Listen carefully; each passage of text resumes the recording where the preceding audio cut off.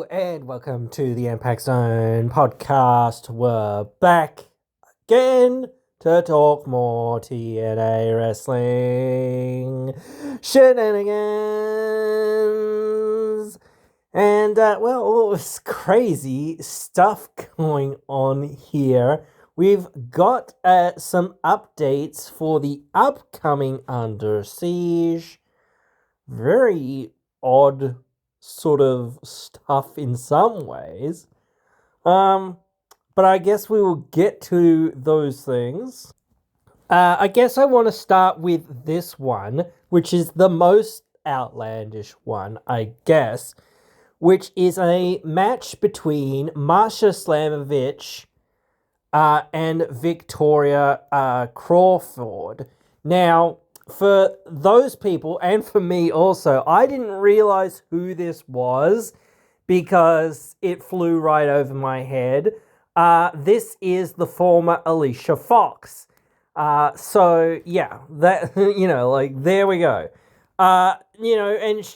She hasn't been wrestling for a while. I don't think. I wanted to look it up here as I was, thinking about it and figuring out, well, where are we at with this? And I'm trying to look up when she was last in the ring. Let's see, 2018, 2019. No, she's actually been, on the independent circuit as of currently. I did not realize that. Okay. I was about to say last month, but she made an appearance at TNA Unbreakable. She got briefly involved during the mixed tag team match between Joe Hendry, Marsha Slamovich, Frankie Kazarian, and Tessa Blanchard. And now she's getting back into the mix this week. And she's part of, I don't know whether you call it a faction, but sort of I don't know, it's two people, so I don't want to call it a faction unless it has three members. But she has a partnership with Robert Stone, who is in WWE, who people may remember as Robbie E., who was in TNA many, many years ago. He was doing the whole basically Jersey Shore gimmick. He became World Tag Team Champions a couple of times there. He even became Television Champion and X Division Champion as well, but since has gone on to work for WWE, where he's a producer and the assistant general manager and color commentator for the Evolve brand. So yeah, that's interesting.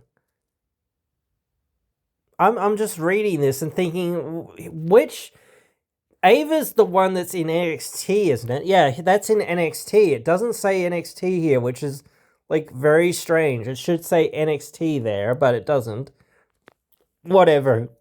Wikipedia sometimes does not have all the details, but obviously I'm getting it off of there or whatever. But still, I wanted to get those details correct, or at least somewhat correct, or as correct as what I can get them at this point. Because as I say, these things sometimes don't have the most correct details, but whatever. So it seems like they're sort of this heel, I don't want to say group either. I don't really know, this heel partnership. It sort of seems like they're kind of working maybe with Tessa Blanchard. I don't know. And I said this before, I said Tessa wasn't on the original Underseige poster promo material, but now she is. So that's interesting to me that she's now sticking around. It's interesting to see that she's not really pushing herself into the title scene as much. I don't know kind of what's going on there.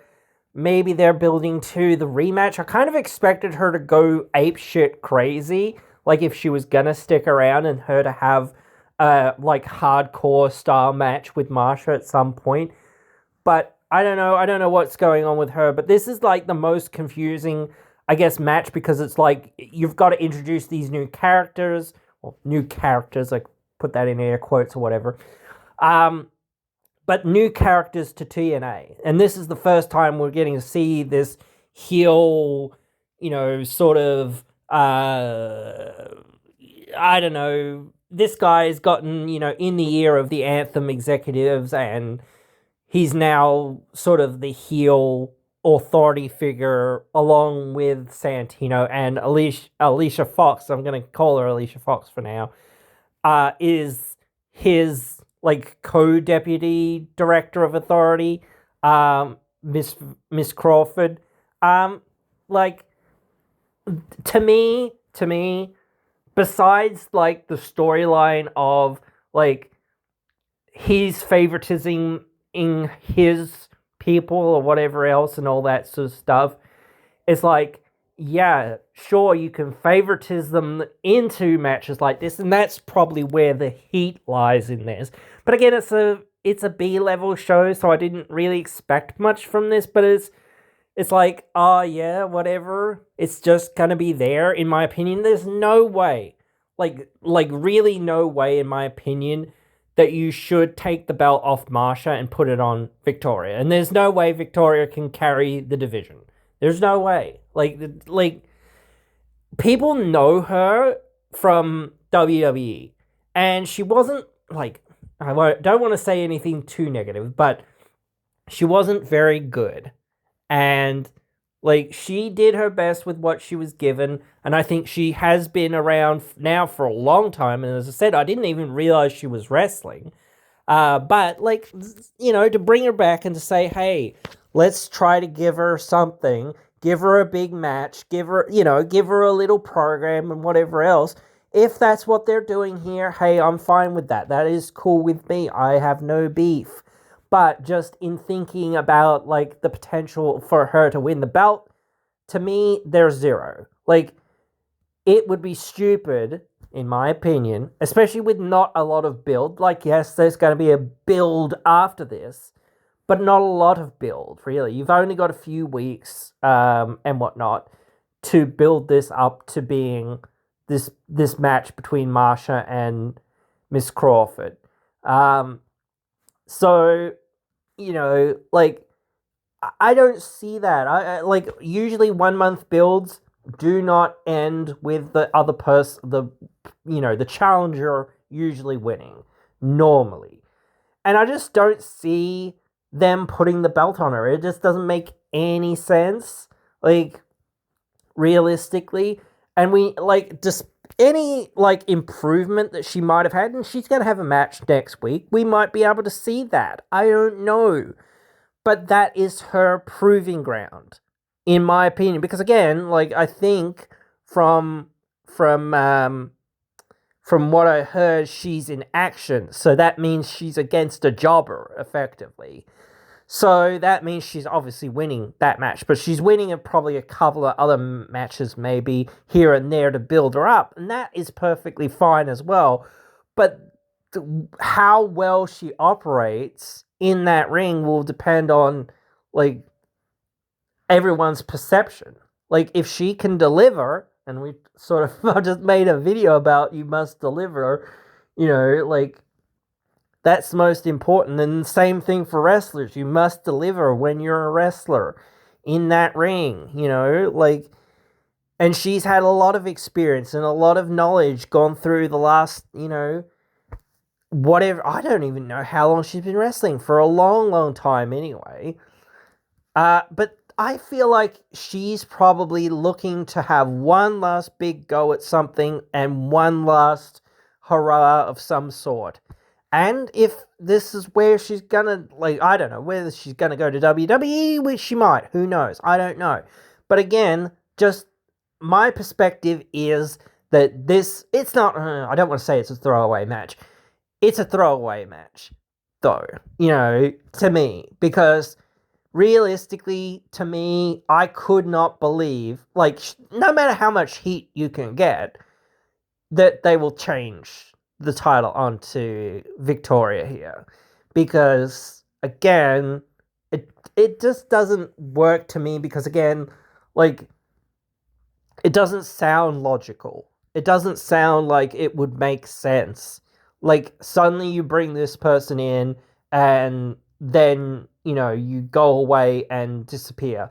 Like, perhaps this is something of a roadblock in some ways. We've just heard, like, Indy Hartwell coming in and whatnot, and she's going to have her first match at some point soon, I'm thinking. So, we're waiting to see that too. So again, again, we're trying to build her up long term, similar to sort of Elijah in some ways, but that is something else, like, because Elijah's already a big star, so it's a lot easier in many ways. But yeah, I will find this to be like difficult for Marsha at this point, potentially, to not drag Victoria to a good match. But I could be wrong. Like, I could be super duper wrong. She could have really improved. So I hope that she has. I hope she's really good. Like, she doesn't have to be the best wrestler in the world, but I hope that she's at least, improved now. And since she's been wrestling all the way up to now, basically, apparently, like, without us all knowing, she's been working on the indies mostly and whatnot. Surely she's gotten, like, they've seen her wrestle. I haven't seen her wrestle to a certain extent and to a certain level, and trust her to a certain point to deliver to the expected levels that they want her to deliver, at least for this program. Even if she's just doing, bait and switch heel work or whatever else it is, that's still okay, at least for these, like, early matches. Like, if she can pull it out in a big time match, hey, cool. That's great. And, like, and I think some people will like to see her. But, like, I don't know. I just don't see it. Like, honestly, I don't see it. Maybe, like, I don't think you can change my mind either, honestly. But, like, again, like, what else you got? Like, this was, like, really out of left field, but, like, again, perhaps this whole Robert Stone and Miss Crawford thing is going to continue, because, again, you feel like, well, they're sort of these authority figures, and it's like, well, even if she loses, it's going to be like, well, we'll put you in for another match, probably at Underseige or something like that. I don't know. But then again, it's like, well, why do that kind of thing? Like, I don't know. You've kind of got to find other people for Marsha to go against. And I don't know what you're going to do there, and, like, how you're going to pad things and that sort of thing. So that's what I'm sort of thinking of here, at least for now, with Underseige. Another match scheduled for Underseige is Eddie Edwards versus Cody Deaner. So this is interesting. This is in Cody Deaner's effectively hometown, basically just down the road from his hometown. I feel like you're potentially gonna give the hometown kid a big win, potentially. This is Eddie Edwards. Like, Eddie Edwards hasn't lost a whole lot in TNA in the last few years, and he actually hasn't really wrestled, like, one-on-one in the last few years. He's, like, been a really big tag team guy, and, I feel like Deaner hasn't really wrestled a whole lot, but he has wrestled a fair bit. So it's like, at least singles matches as well. But it is weird to kind of think, like, he has actually had a few matches. But I don't know. Again, I could see you saying that Cody wins in his hometown, big good feel good moment, whatever. That seems cool and all, but it's like, I don't know. I keep thinking this the same thing with a lot of people. is Cody like on that edge of like, you know what, might be time to try to hang up these boots type thing? I don't know. You know, like, what else can he do? Like, I think they did miss the boat a little bit with him back in Violent by Design era, that they should have probably tried to put the belt on him or something like that, but they didn't pull that trigger. So I don't know, or at least give him some tag team title reign or something, or some other reign of some other sort or something. That would have been a good time to give him the digital media title or something like that as well.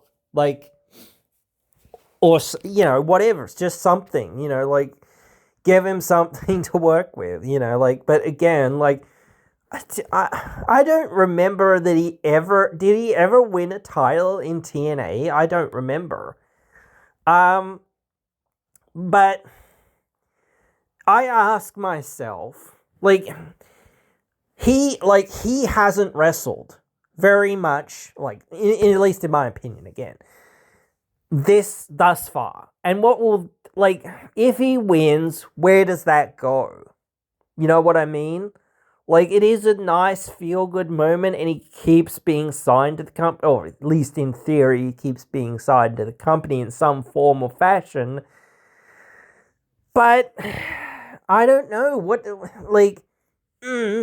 yes, you can go out there and you can job to a lot of people, and you can help put some people over still, you know, but it's like, what is that doing? Like, it is helping them, but it's not helping you. And I get that you're like on the way out type thing in a way. I don't know, in some ways. Like, it's almost like Rhino. Like, Rhino was like beaten and, you know, up and all this sort of stuff. And it was like he lost and he lost and he lost for ages. Like, a lot of people lost and lost and lost for ages. Like, Jake something lost and lost for ages. It was like, dude, what is going on with this guy? He cannot win a friggin' match. No matter how close he gets. Like, he never wins. Like, so there's just no belief, you know, in him winning. Like, that's my problem with this. It's like, you've got effectively a jobber going up against a guy that's, you know, like, very highly, or fairly highly protected. You know, so just that level of doubt is there in me. I feel like you could pull up that upset, but I do wonder where you're gonna go from there. And again, it feels like, again, the system could be involved, so I don't know. But again, like, I don't know whether you should pull that, you know, I don't know. It's always tough to say. Always. I don't know. So, I'm really on the fence with this one, in some ways, but I don't know, because it's like, where would the story go that there's another payoff, you know, like, for Diener? There isn't one. So this is his payoff, like, in some ways, but what's next? That continues to be my question, or my feeling of going, so what? We want to see something else. But then again, like, you could, like, then forego and say, okay, let's have another match between these two, and Edwards is going to win.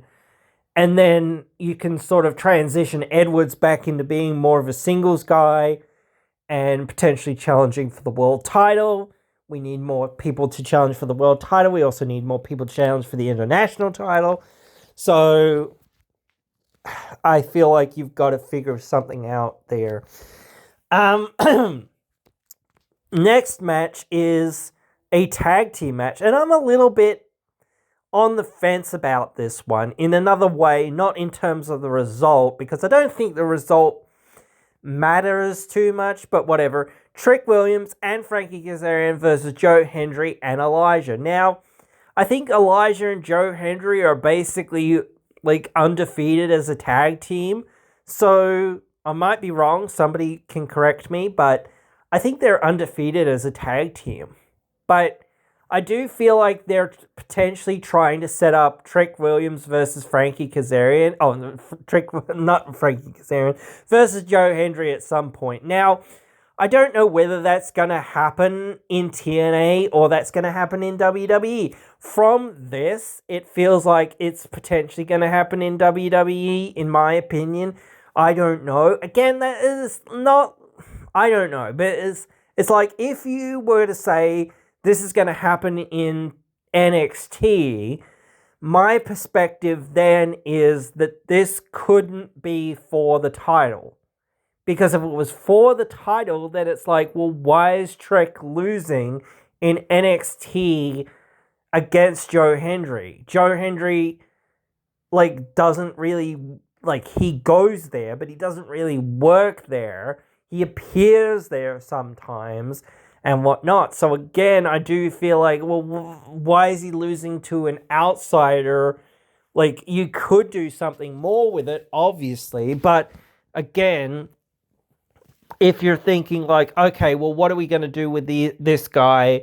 How are we going to do it? And it's sort of also almost prolonging, or almost maybe prolonging the Hendry Kazarian feud. But then again, you might look at Elijah Kazarian because it's well, the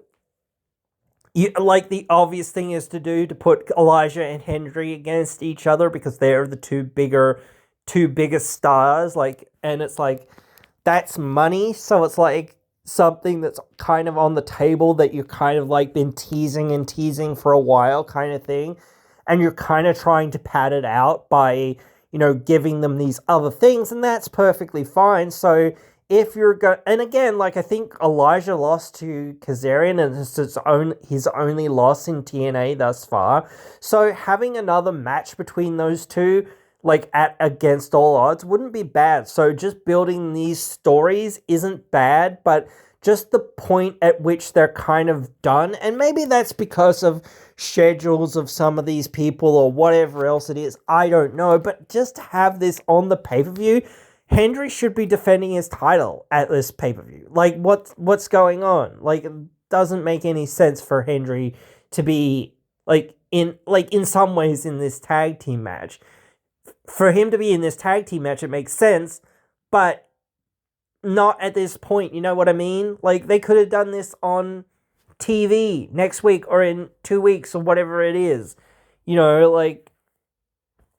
and then moved on from there and had Hendry versus Williams and then had Kaz versus Elijah. But then again, I guess, you're kind of well, we need to pad as far as what we can, and we kind of need those things to happen at Against All Odds or later. Maybe a Trick's not going to happen in TNA. I don't really know. Maybe this is just him coming in and going out again.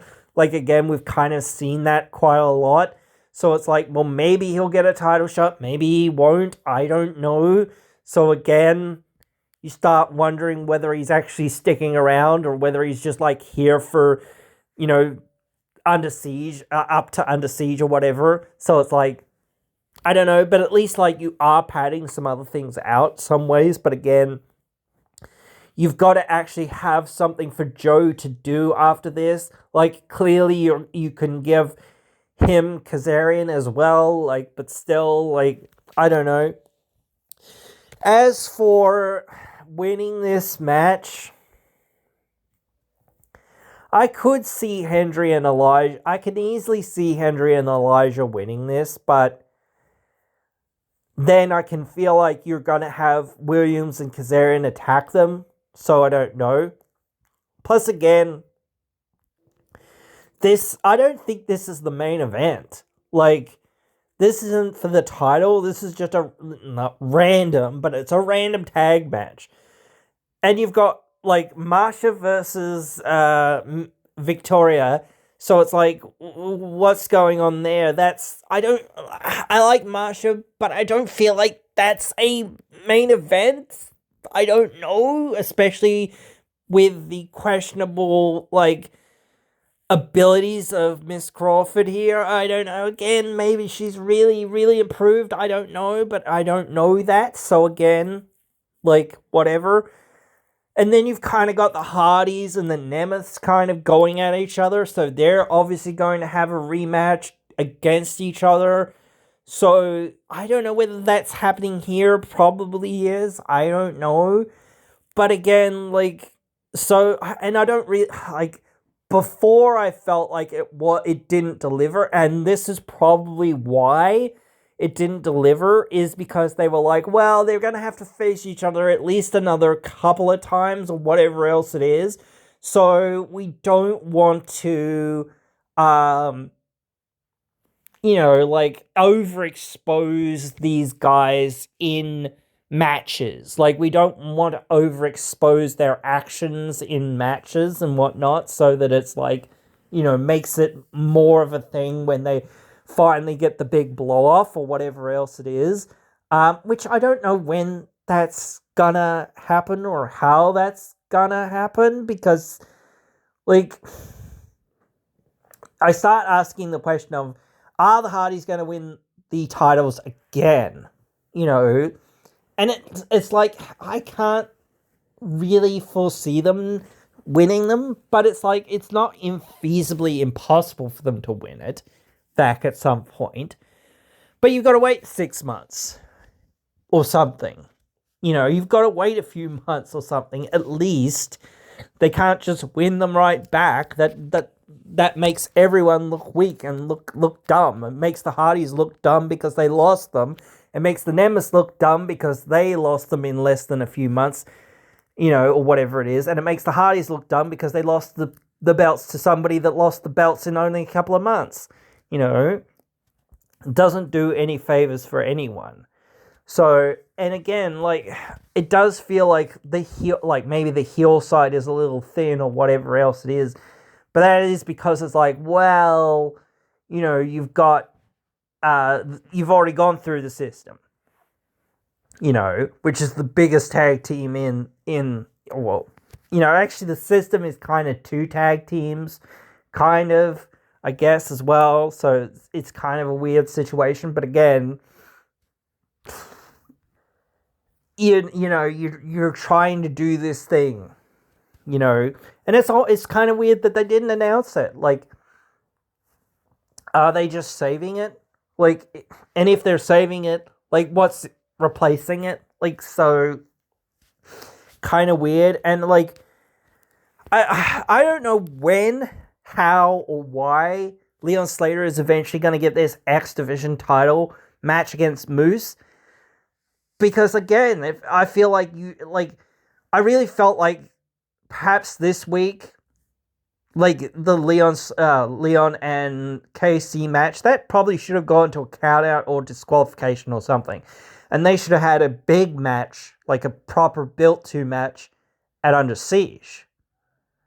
So what are you going to give Leon in the meantime, unless you actually are going to give him a match here? Like, I don't know. And it just doesn't, like, if you're going to give him a match here, it just doesn't feel like the time at which he's going to win it. You know what I mean? It doesn't feel like it, not that it wouldn't be earned. He's earned it. Absolutely. 100%. And all that. So it is like, well, kind of thing. So I don't know. I continue to think that some of these things, like, the match between, or the upcoming match next week between Eric Young and Steve Macklin. Like, what? Wait a minute. Like, huh? Honestly, like that's where I'm at. I'm like, huh? Like, why aren't you building this to the pay-per-view unless you are? I don't know. Like, and then if you aren't, like, it makes me ask, well, where are you going with Macklin? And then where are you going with EY? And some stuff's interesting to be like, after all this feuding, Mance, Warner, and Sammy Callahan shook hands. That's crazy, dude. That's crazy. So it makes you also wonder, like, where are they going? What's next for them? Because, like, I don't know. It does make you wonder some of these things. So yeah, I think this again, these live episodes, even though again there are a few matches on this show that were like ex wrestler versus a jobber, effectively. It's like those aren't great. Like on a live episode, in some ways, like it's I don't know whether it's more palatable because it's like it obviously sometimes it's like those things that you do that like people don't really care as much. And sometimes it is about like it is about giving somebody some promo time. So it's saying, well, we're going to give you a short match and then we're going to give you some promo time. You know, interesting to see that we're potentially going to see Santana and Hendry. I don't think I want to really see them wrestle against each other unless one of them's a heel. Like, and I just don't see either one of them really being a heel right now. I could see Santana turning heel in some way, but like, I really don't think right now. Like, you could turn him now, but I don't think the audience wants to boo him that much. Not too sure that it's like that, and it does suck to have that kind of like thing of like you have two really popular baby faces, but I think you should have the like sometimes it is one of those things. It's like what else can we do? We have these two guys, and what else can we do with Santana? We've been giving him other things to do and other things to do all this time, and it's like, well, we need to give him something else. We need to finally, put him in another area, with somebody else so that he can have another like maybe put him against friggin' Eric Young. Like why not? Let's do that. Like I don't know. So, yeah. I keep hoping. Like a lot of things are really good and like I'm interested in everything. And it makes me like I'm wanting to tune in next week already now just to be like, oh, what's gonna happen? How's this gonna work? Like like it gets me fired up to be like looking at this stuff and seeing this stuff and thinking about like where are we going? What's next? How are we getting there? What like all these things like you know it is a big sort of ball of like rolling momentum type thing that you know it never ends, like, but that is true. It never ends, guys. It never ends. But yeah, like I wanted to look at this if I can find it. I don't know whether I'll put it up here for you guys, but I wanted to find it where it says about next week. Do do do do do do do do do do do do do do do. Right. No, I don't think it has it.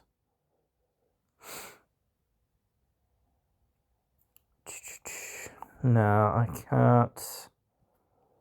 Cannot find it. I don't think. Okay.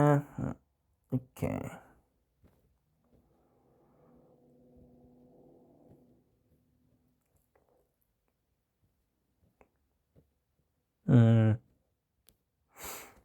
don't know. Yeah, I couldn't find it. Maybe it is on Twitter or something as well, so I might just quickly, if I can quickly find it, I will find it quickly. Um,